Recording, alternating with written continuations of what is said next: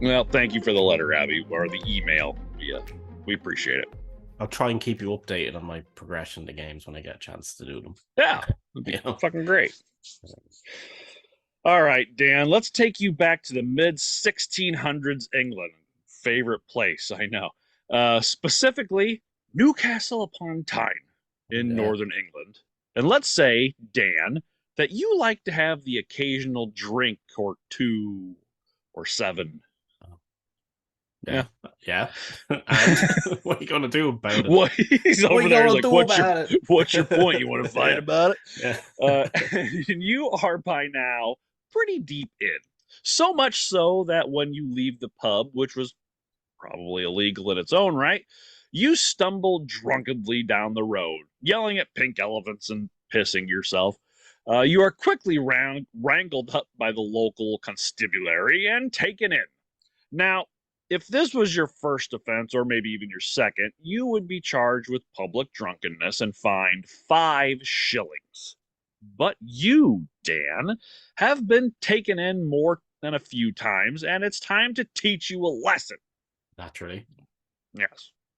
Now, from what we have learned on this show about medieval England, is that to teach someone a lesson usually involves some type of maiming or stretching or burning. But in this case, they found that just good old humiliation works best. So what they bring to you isn't covered in red hot hooks or large metal spikes or ropes and pulleys, but a wooden barrel, a man-sized, well, a man-sized beer barrel to be exact. And it was probably mead. Could be beer. Who knows?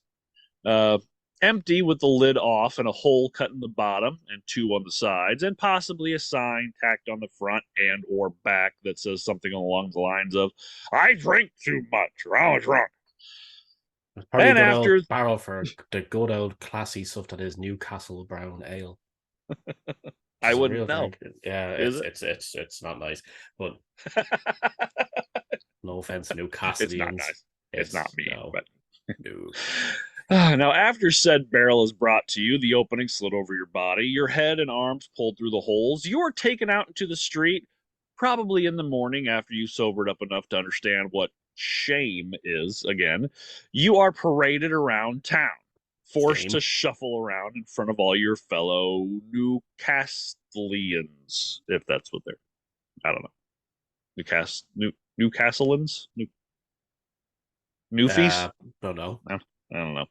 Lumbering around in this barrel, which can sometimes weigh up to 110 pounds on their own, with friends, family, and co-workers looking on, laughing, throwing rotten food, mud, offal, dead animals, and animal excrement, possibly even their own, in your general direction, and doing pretty much anything they can to embarrass you into never drinking again.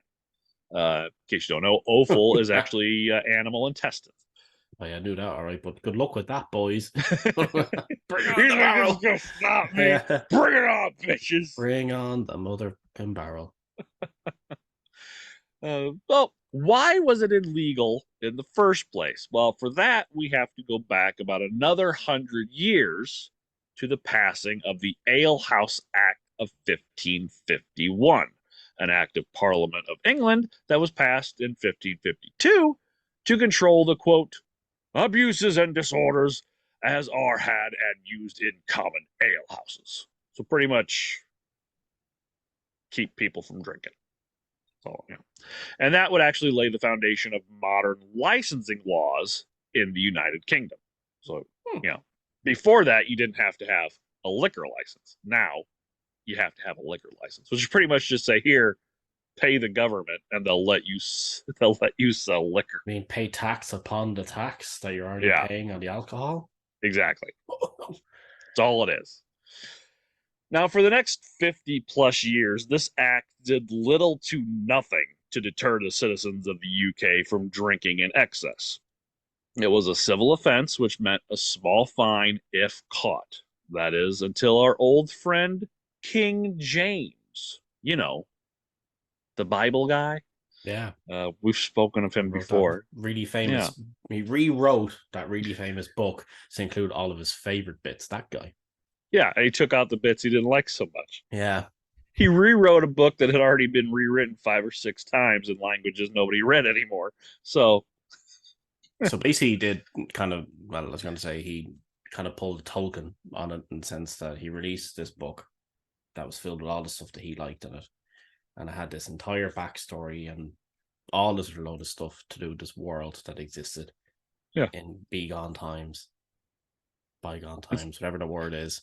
And Uh-huh. yet we take that, which is a far less interesting read, as a proof of religion over Tolkien and his dwarves and his elves, and I'd much prefer that as a. Well, in both cases, the Jews are the bad guy. That's true. Because, Yeah. sorry. Well, he decides to come up with some creative ways to punish people for simple crimes. This included, according to the Big Book of Pain, Torture and Punishment Through History by Mark P. Donnelly and Daniel Dell, the Drunkard's Cloak. Now, there isn't any real information on the barrel being used around this time. It's just these two torture historians or and authors that got together, looked at some of the weird things King James did as far as punishments, and like, well, this was probably used too. There isn't any real information of the barrel being used at that time. There is, however, plenty of information of the cloak being used in the 1650s under the rule of Oliver Cromwell, the English soldier and politician who served as Lord High Protector of England, Scotland, and Ireland from 1653 to 1658. Basically, to all my Irish brethren out there, complete another prick.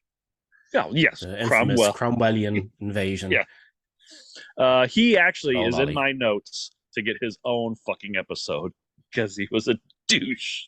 Yeah. Disliked games, dancing, drinking, just an all-around miserable stick in the mud. This was a time when Puritan law really laid sway to the political ideals hovering over the land, and things like drinking to excess were greatly frowned upon. Because, fun. Yeah, nobody, can't like fun.